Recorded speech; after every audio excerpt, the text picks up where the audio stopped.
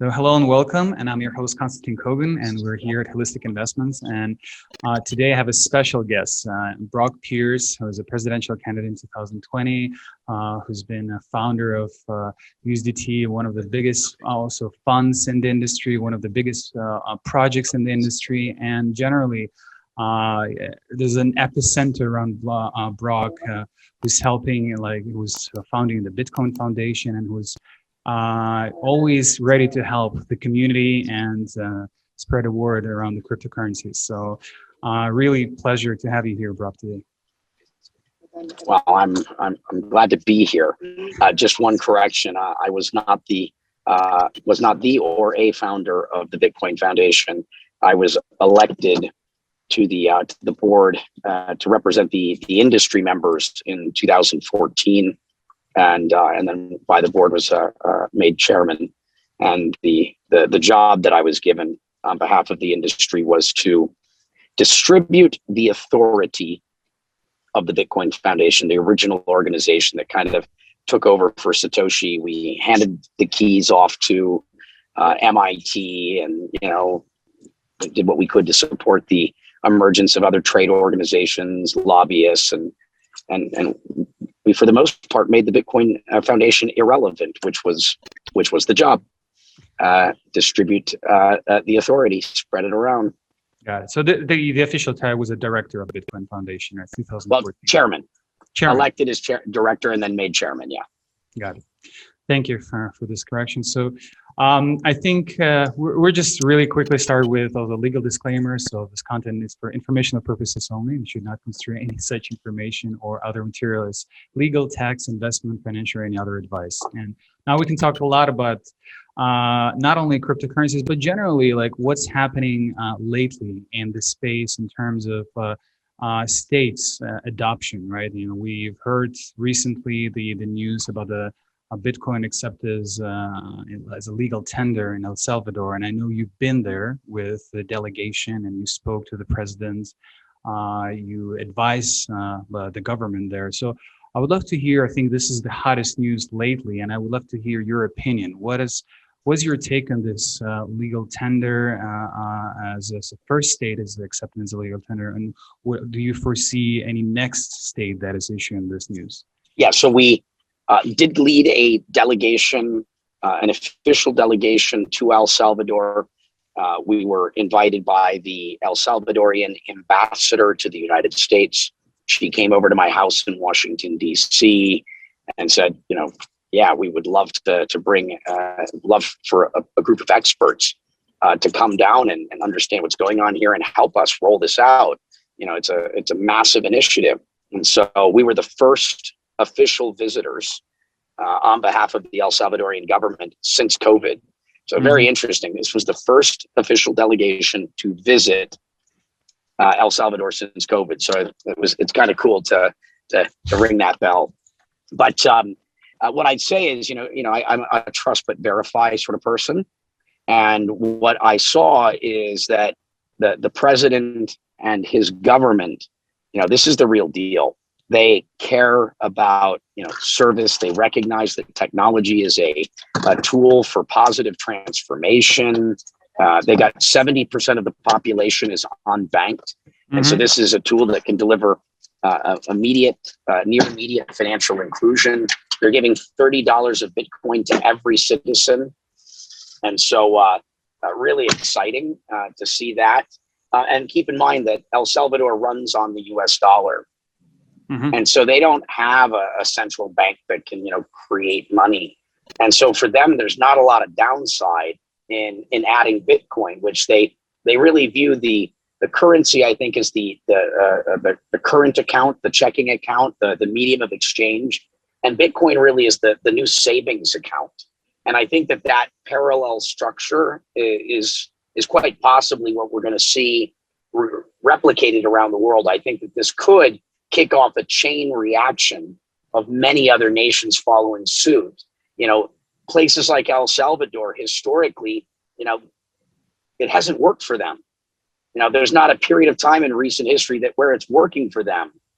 They're ready for some real change, and seeing what they've done with healthcare, what we can do if we bring foreign direct investment to their volcanoes to create geothermal for Bitcoin mining operations, but also to provide abundant, cheap, clean energy to the people. I think there's a lot of incredible stuff we can do. I encourage you to take a trip down there. I think you're going to see an announcement soon of a big event, similar to, maybe not as big as what was in Miami, but a very large event. And I encourage everyone to come down.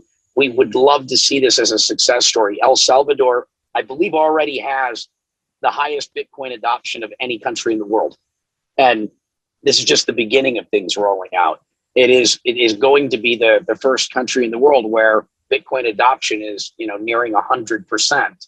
And for those of you that care about Bitcoin, let's make this a success. They need our help. They need support. And so I'm in conversations with ambassadors and other heads of state with about 25, 30 other nations right now. And I can tell you there's a great deal of interest. But their following is really going to depend upon what happens in El Salvador. If El Salvador ends up being a disaster or a flop, countries are going to think twice about it. If El Salvador is a success, they're going to be rushing in. And just for those of you that don't speak Spanish, El Salvador, the translation, El means the, Salvador means savior. And so, in this instance, Satoshi might be the savior, and it's starting in El Salvador. So come check it out. That's an amazing connotation, yes. So thank you. I mean, it's the smallest nation in Central America, right? And it's the first to actually accept Bitcoin as a legal tender. So this is impressive. Their population was like 6.5 million people. And they're, as you mentioned, they're going to give away $30 to each adult in their country. I think that's already an impressive. It's like, the concept, universal basic income concept, which is important. And I think we should support it. So probably I will ask you, just to close this topic, what would you advise for people besides going there physically, people who probably have some restrictions due to COVID, in some countries. So maybe some other ways you can support the movement in El Salvador. Well, there's a lot of things. So first, find the thing that you're passionate about. Your purpose and your passion are often connected. So go do that thing that you enjoy, right? If you're trying to pick up social media followers, maybe give $100 worth of Bitcoin, to, whoever does something in El Salvador, create a game, spread the word. They need support right now. Just our talking about this is helping. We're creating awareness. Perhaps there's a cause that you care about in El Salvador. Let them know that you'll make a donation if you can send it to them in Bitcoin. If you're into surfing, take a trip down there and check out Bitcoin Beach. If you have a product or service, that you think is relevant, try and find some people to roll out those Bitcoin ATMs. Wallet adoption. Again, media. I mean, there's so many things that one can do.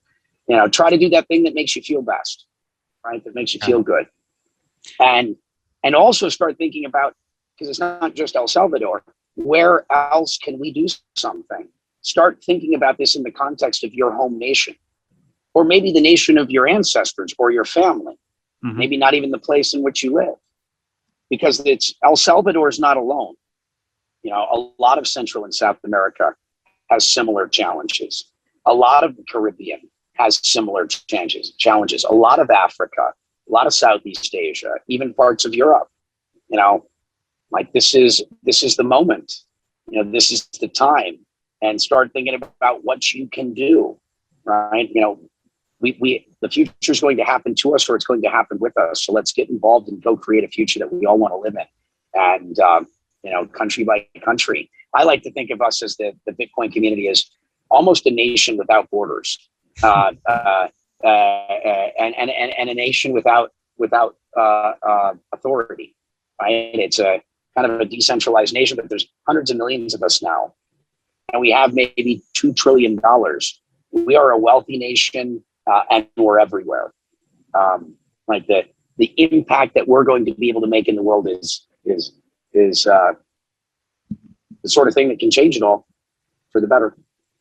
Yeah. So have you heard maybe behind the curtains about some tax benefits they're going to implement, and maybe some other countries prepare? And I've heard that Paraguay is also preparing some of the bills to potentially pass the legal tender for voting, right? You know, some other countries, not only as you mentioned, but not only in Central Asia, maybe some other Middle Eastern countries and countries in Africa. So maybe you can reveal some secrets. Who do you consider, if you would bet, like who would you bet on, like the next country to accept it?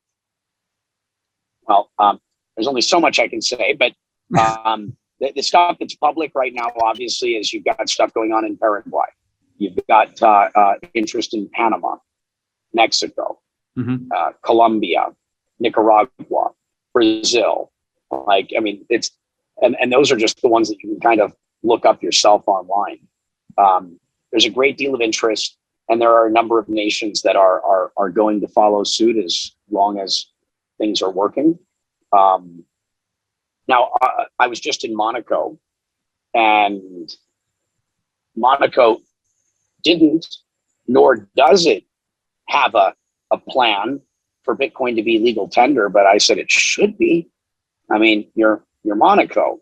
Just think about all those, big Chinese whales and gamblers that'll come over and fill your casinos, and Monaco historically kind of having been a place of this nature, and the fact that it's a monarchy allows them to act quickly.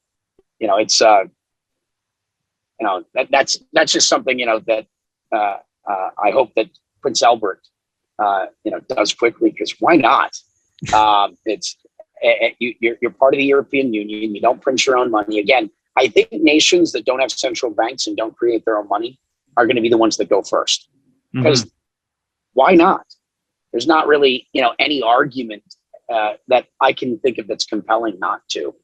You're creating a financially inclusive savings account effectively to empower your people to buy and hold on to a deflationary asset that appreciates in value over time in countries that historically are normally financially unstable. It seems like a pretty good idea to me. So we can switch to other part of the world, which is US, which is your, were you also like incredibly active? And again, you were, for someone who were under the rock and don't know your latest career moves, I would say that you were the presidential candidate in 2020. It was a successful campaign, and there was a lot of buzz around it. And people like Andrew Yang, who's also like right now running for mayor in New York, like also supporting a lot of programs. People like the mayor of Miami also supports incredible amount of programs, and they're open-minded. And maybe we can talk a little bit about what's happening, like the latest news in New York and Miami. Yeah, so Miami, obviously great things happening there. I know all three mayors of Miami, and I've got a very good relationship with Mayor Suarez. We've done Fox News and interviews together and a whole host of stuff, and see each other almost every trip to Miami. He's the real deal. As an elected official, it's amazing. The boldness. Remember, fortune favors the bold. The future, right, belongs to those that have the courage to go do these sorts of things. And so, a big fan of everything going on there. Obviously the biggest conference, like maybe in the world this year, happened. BTC 2021. Thank you, David Bailey and BTC Media or Bitcoin Magazine for organizing that, because so many of us have been like trapped in our houses for so long. It's good to see the circuit, or as I like to think, the circus back on. And so that was great. New York City, Andrew Yang dropped out of the race. He was going to end up in fourth place, and so on election night, which was just a couple weeks ago, he dropped out. I'm a fan of Andrew Yang's, though. I love a lot of his. We share a number of views around things like universal basic income, obviously Bitcoin and otherwise. I really hope that he runs for Congress. I think that he, with his, ideas and his ability to communicate and the platform that he has with the media, I think that he'd be very effective, in Congress, kind of like an AOC. pushing these ideas that I hope and I think many of us share. The guy that did win the election is my good friend Eric Adams. So remember, he hasn't won the election yet. He won the Democratic primaries. Yeah. But in New York City, that is basically the election.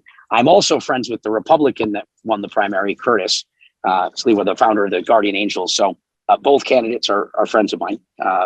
The Republican candidate endorsed me for president now and kind of in the future during the presidential run. And so, and Eric Adams, on election night, said that, he's going to make New York City the Bitcoin capital of the United States. Miami, love what you're doing, but New York is going to, is back. And when he takes office, and I'm pretty sure you can guess where that all came from. And so good things happening in New York. I'm really excited about this. And it's not just those places as well. Wyoming, Wyoming has passed, near 20 laws in favor of technology and recognizing that it is a tool for positive transformation.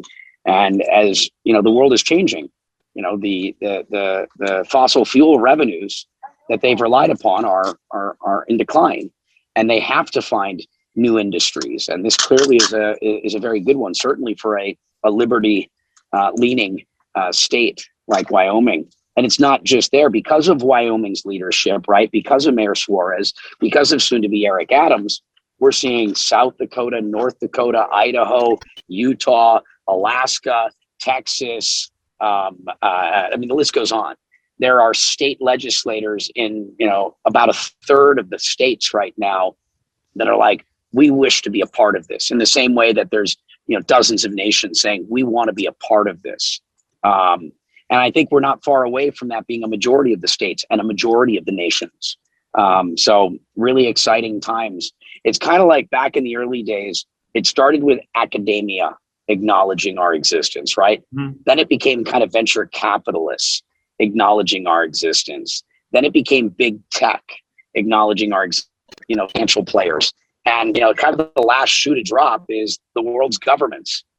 And it's happening. That is, we've effectively, all of the major industries that are relevant to us and the work that we're doing, are like, all right, this is the real deal. Now, some people, some of the establishment, wants to protect the status quo, but you can't stop change. Change is inevitable. It's like a wave. You can either pull out your surfboard and get ready to ride it and be the beneficiary of it, or be prepared to get pummeled by it. And so we're ultimately all in this together. And, I'm really glad to see so many of our elected officials and civil servants around the world, choosing to embrace the future. Really excited. So that's definitely exciting. And I look at what's happening. It's actually reassuring. And maybe also we can talk in a few words about Puerto Rico, which is, again, where you invest a lot. You're not only money, but your hearts and your efforts to make sure that people in Puerto Rico actually adopt not only digital payments or cryptocurrencies, but generally change lives there. I know you participated in a lot of charity organizations. So maybe you can share some latest news, what is happening in Puerto Rico. Over 1,000, of us in the industry have moved to Puerto Rico. That's a lot of intellectual capital, a lot of social capital, a lot of financial capital, that can facilitate big positive change. Sadly, we haven't been able to accomplish much from a legislative perspective, which is slowed down the job creation and the integration of the products and services. And that's because the first governor, Ricky Rosselló, there was these protests that they call the Telegram Gate, which he was on board, but that then paused everything. Then you had another governor in place and then another election. And so we've had political hurdles that have prevented that so far, but the potential is all there. What has happened, to highlight the positive thing locally, is there are a lot of young people that started buying cryptocurrency. So there's a lot of people that have invested in cryptocurrency in Puerto Rico, Puerto Ricans that have been, big winners financially, as a result of this. Though with all of the brain trust that's there, the things that could happen in Puerto Rico could happen really, really quickly. So I'd say all of the groundwork is laid. Now it's just a matter, for the word go. I've got a very good relationship with the Puerto Rican government. I'm very active philanthropically, very active in investing in innovation, very active in looking at infrastructure, identifying all the issues in Puerto Rico that can be addressed: food security, agro-tech. I'm active in everything I possibly can do that I think is going to make a material impact in Puerto Rico. Got it. So maybe we can switch gears to. And I'd say, come visit. Come visit, come check it out. I encourage you, and reach out to me on Twitter or wherever, and let me know if you're coming down. And I look forward to connecting with everyone. Yeah, Puerto Rico is a huge crypto hub. For someone who doesn't know, like there's like a lot of my friends, a lot of the big projects move there, like C-level executives. So intellectually, there is like an incredible collective wisdom right now, which helps to foster the development of our entire community. Yeah, it's the biggest brain trust I'm aware of in the world. It's not in terms of the developers and the masses, but in terms of the C-level people and the founders. There are more high-level crypto people and executives in Puerto Rico than anywhere in the world that I'm aware of. More than New York City or San Francisco, as far as I can tell. So maybe we can also talk a little bit about again, people forget that besides all of your other achievements, which is hard to even enumerate, but you're a co-founder of USDT, which is by far the world's largest stablecoin, and it recently marked passes $50 billion market cap, and more banks adopt USDT. A lot of governments are talking about creating their own stable coin. Obviously, we saw a huge battle in China right now that is happening, basically banning Binance banning miners there and promoting their digital yuan. So what would you say, how would that impact the global arena? What's going to happen in the future in terms of I would say some people are putting Bitcoin and stable coins as almost like rivals, which I don't actually think that they are mutually exclusive. So I want to hear your stance on this. In 2013, before there were stable coins, you have to remember what it was like. If you had your money in one exchange and you wanted to send it to another exchange, you could do that with Bitcoin. You couldn't do that with US dollars. To do that at the time, you had to withdraw your dollars to your bank account, rewire it, and it would be a week or two process. Also, and that's for a lot of people that are traders. If you want to go short, long, there's a lot of utility there. And also keep in mind, there weren't that many Bitcoin users back then. Mm-hmm. And we talked about the idea of Bitcoin being used for money remittance and financial inclusion and these sorts of things. But the reality is, most of the world wanted US dollars. And so I would present to a lot of people, I said, hey, what if we use Bitcoin's technology to move US dollars around? It's a great way to introduce, and in their USD wallet, they'll be able to see Bitcoin as an option.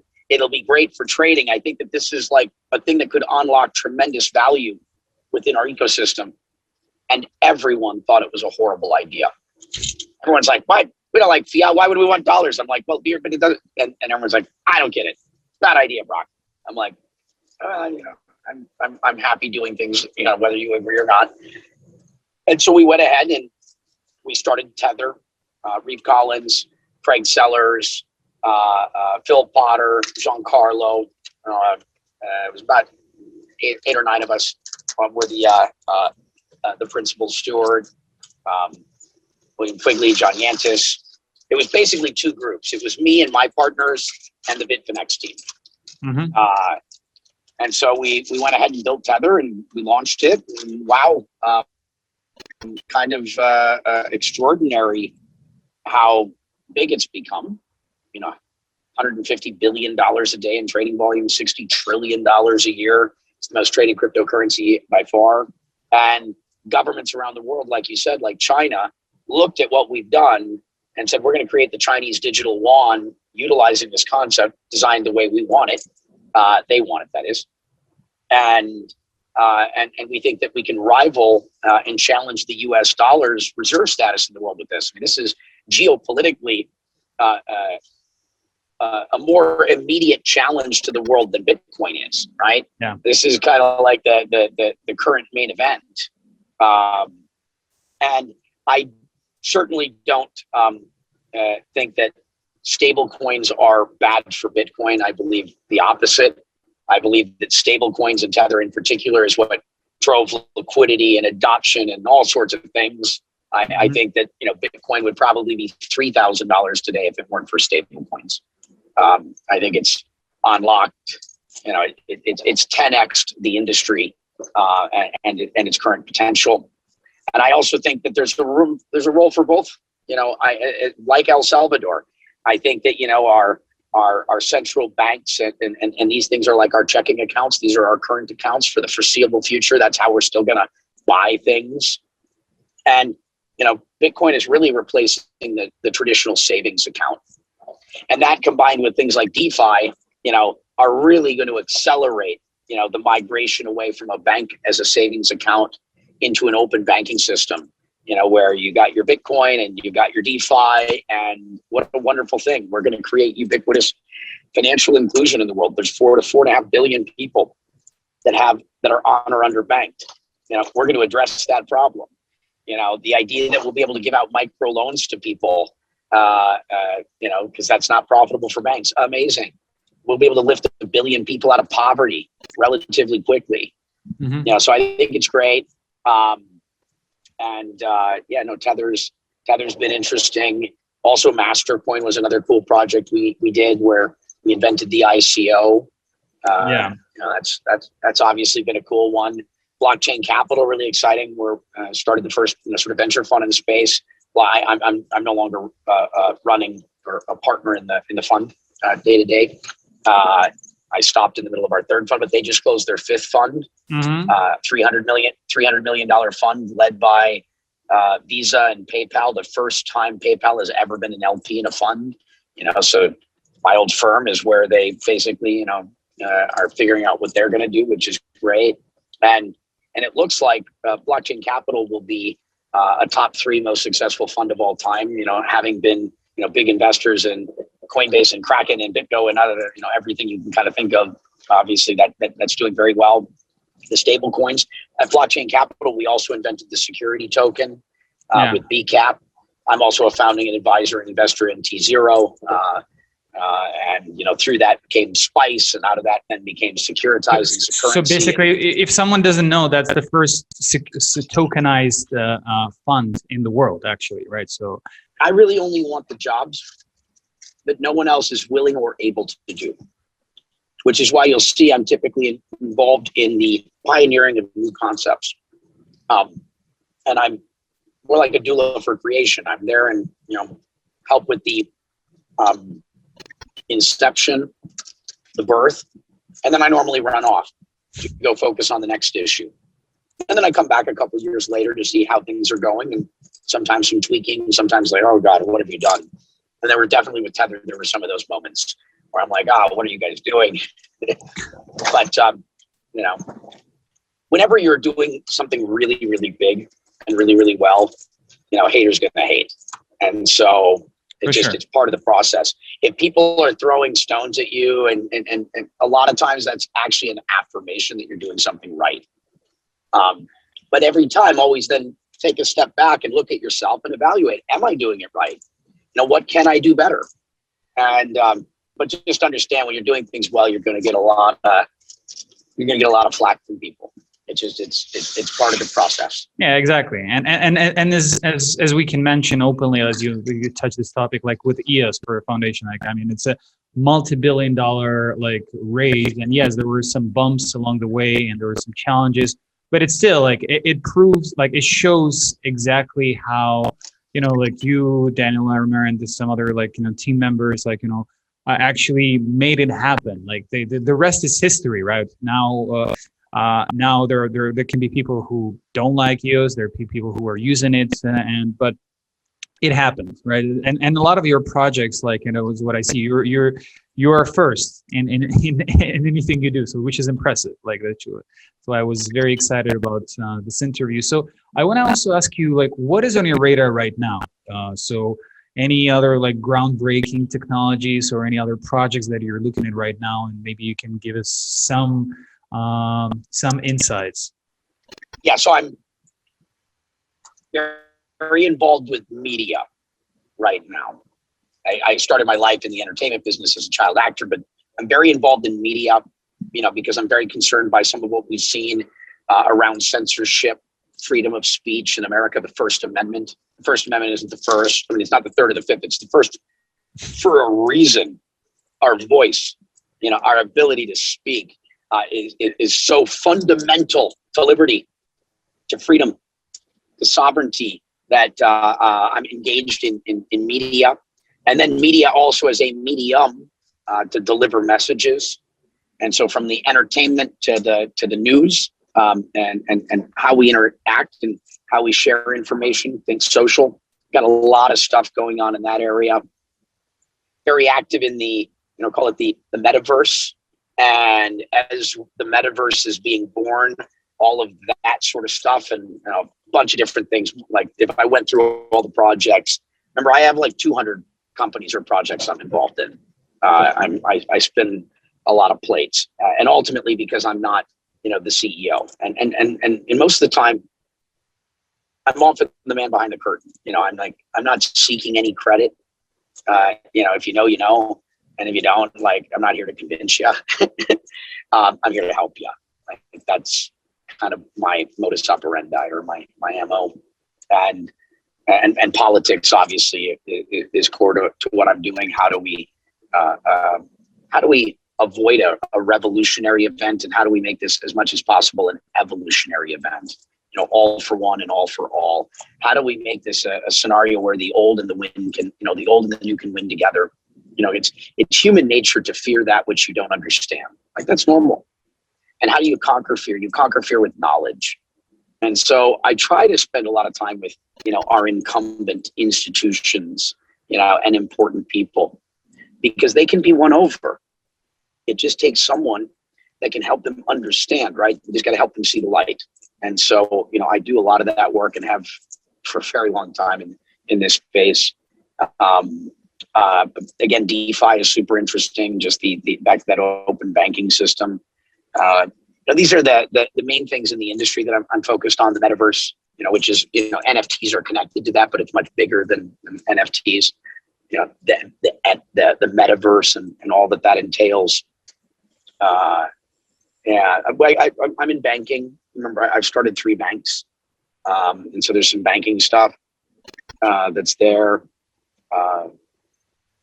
And then when you mentioned that you started 3 banks, maybe you can elaborate a little bit, like, because we're talking about digital banks, right? So yeah, so in 2013, I risked for the industry, and that is that almost no Bitcoin states could open up a bank account. Yeah. Silicon Valley Bank banked Coinbase at the time. Zappo at the time had proper banking. Now, everyone else that was operating was like opening up a bank and, using their personal bank account to make transfers, or not telling the bank exactly what they were doing, which under US law is a felony. It's considered wire fraud. Now, they didn't know that. They were just kind of being naive and being entrepreneurial and like, just make it work. But I recognize this and I'm like, oh God, like, they can come arrest, almost everyone working in the industry right now, that's running a business in the space. I'm like, well, if the banks don't want to bank us, not because they weren't threatened by us, it's that we didn't have enough money to matter. And we represented a lot of risk, from a compliance perspective. So why would they want to bank us? Like, there's no upside and a lot of downside, basically. And so I'm like, well, if they don't want to bank us, I guess I better go figure out how to get into the banking business. And that's a club that you don't just easily enter, right? You know, the banking cabal is like, it's not like there's just open seats. And so I went and started work. I had a friend of mine at Houlihan Lokey helped me start looking for distressed banks. And so I was looking for state chartered banks, federally chartered banks, credit union co-ops, trying to understand how it all works. And this is ultimately what led me to Puerto Rico for my second time in my life. Eventually, I'm like, there's got to be a back door into the U.S. banking system. I'm like, what about the territories, Guam, Samoa, the U.S. Virgin Islands, Puerto Rico? And so I got a hold of someone in Puerto Rico, and I found out under this rule of Act 273, you can create what's called an IFE, or International Financial Entity, which effectively allows you to do everything that a bank can do without being a bank and without FDIC oversight. And so I talked to someone, found out, I'm like, has anyone done this before? The guy's like, nope. I said, I'm on a plane. And so we set up the first crypto bank in the world in 2014 in Puerto Rico called Noble Bank.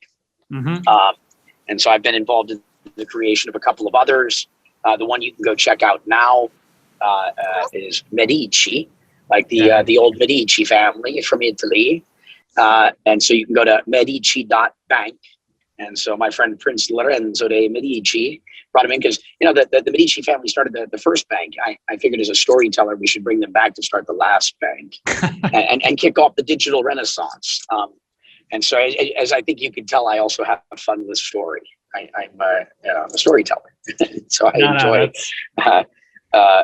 that aspect of all of this as well.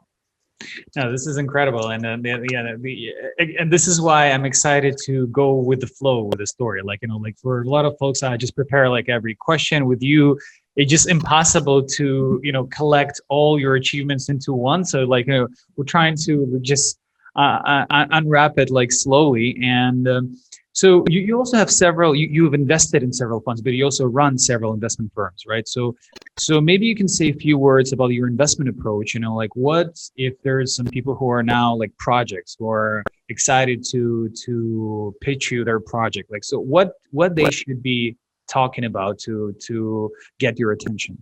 Remember, I'm making money is not my objective.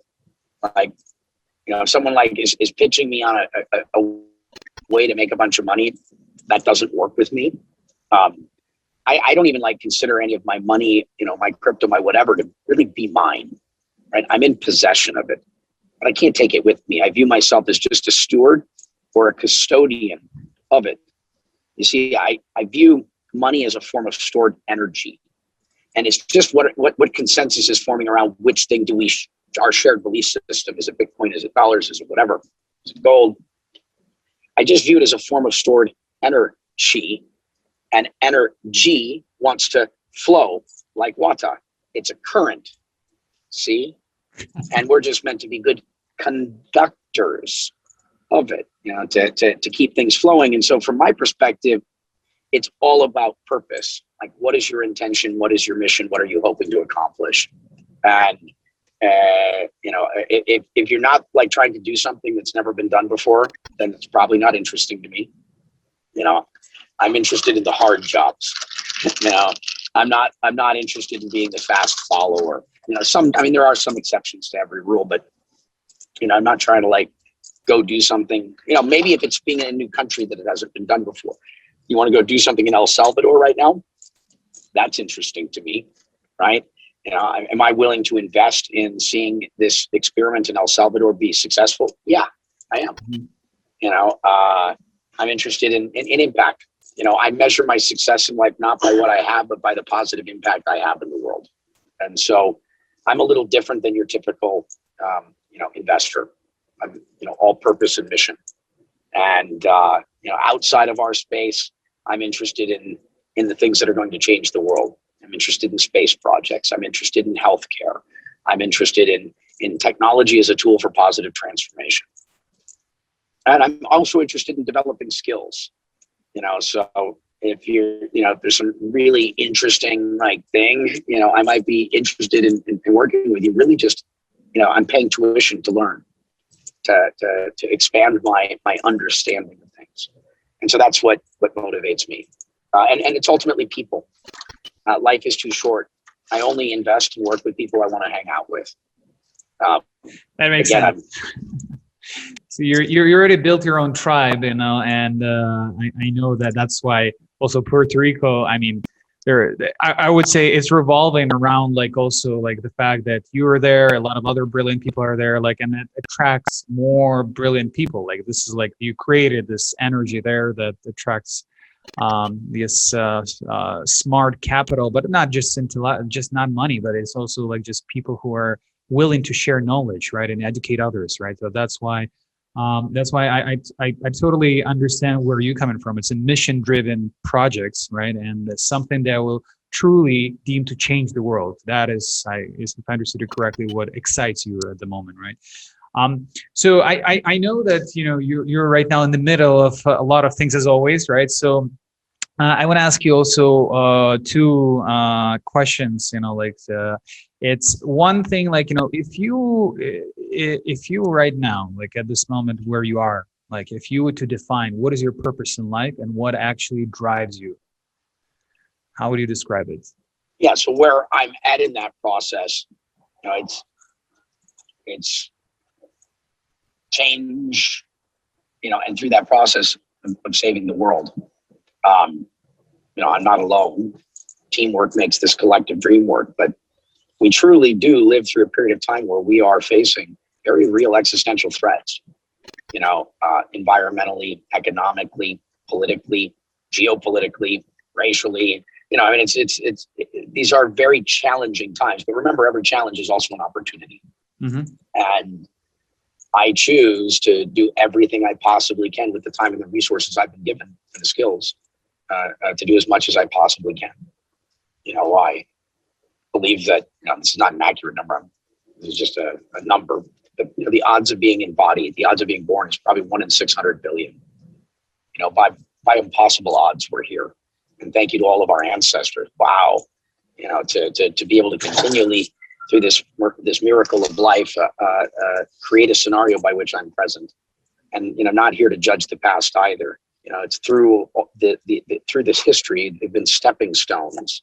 And the question is to learn from it and recognize what mistakes not to make. History doesn't repeat itself, but it rhymes. And so the more we can look back, the better we can see forward. And I'm just here to do everything I possibly can in service till my last breath, or until it's done. Yeah, and that's I'm into that, right? So in terms of the last question, I would say like, what is the trend? If you would leave us like, obviously I'm not going to ask you the price prediction, but what like as a visionary, what trend do you foresee for let's say this year and maybe like the next year that will be important to watch? Well, again, if you're not playing around with the DeFi, the idea that our industry is now able to produce yield at a time where we're looking at negative or sub 1% interest rates, this is what's going to drive adoption. Everybody's looking for yield. DeFi is such a game changer for the industry. But again, be careful. Custodian, non-custodian, not your keys, not your coin. I've never encouraged anyone to invest in anything. I only encourage you to invest in yourself. To play around with a small amount of money to learn, so that you can make informed decisions for yourself. And so, I think that's really the thing that for anyone into crypto, if you haven't taken the time to learn, like go clear your calendar and go figure this out, because it's also producing the income where you can, potentially live off of your Bitcoin without having to sell any of your Bitcoin, depending upon your circumstances. The last year and a half for a lot of people have been very, very difficult. For some of us, it's been very good, but for the most part, it's been very hard. The NFT space is really interesting as well. Not so much as an investment, but back to like the Medici family. When you're blessed with abundance, one of the things that we do typically, as in the process, when you're blessed with the abundance of the arts, this is art and culture. Without art and culture, we're lost as a society, as a civil. And so one of the things that happens when you come into wealth is you normally, become a patron of the arts. And, as modern, Renaissance men, right, that use technology as a tool for transformation, there's really amazing stuff that's happening in our space. And, I encourage all of us to be supporters of it, right? Assume you're going to lose all your money. But hopefully you've bought something that, you've supported the arts, you've supported a creative person that typically does not have abundance. They typically live in a place of scarcity. And, you have the ability to support that. That message is going to resonate with less people. But perhaps over time, that message will be more profound. And the other thing too is, one of the things we've learned through this pandemic is, that we can work from anywhere. So I encourage you to, to think about where you are, and are you where you want to be? Are you exactly where you want to be? If not, you're free. Go live your best life. You're allowed. No, and I really appreciate it. I think it's a really important message that you're sending, and with your own example, you set this example to that being digital nomad, it's already a norm right now. Like where we're locked and people were working from home before was something outstanding. Now I look where I live right now in New York, right? I've seen a huge exodus, like where people move to Puerto Rico, to Texas, to Miami, to other places in the world, explore the world, and they work from home, and now it is accepted. It is largely accepted in big corporations, even like they encourage people to do that. So I think, this is definitely a new trend. And I think people who will invest their free time that they would otherwise spend on traveling, right, 1 or 2 hours to learn about DeFi and NFTs and other digital transformations, that would be impressive. And I encourage them to follow your story, and also I will share all your social media links to make sure people will learn about your incredible achievements so far. And for some reason, I have confidence that in the coming years you're gonna deliver more incredible things, and that's what I'm wishing you sincerely, Brock. I really appreciate the courage. I really appreciate the zeal. I appreciate your example, and I hope that more and more people like you will appear in our space and just accelerate the digital transformation. Thank you so much. Thank you so much. So good to see you.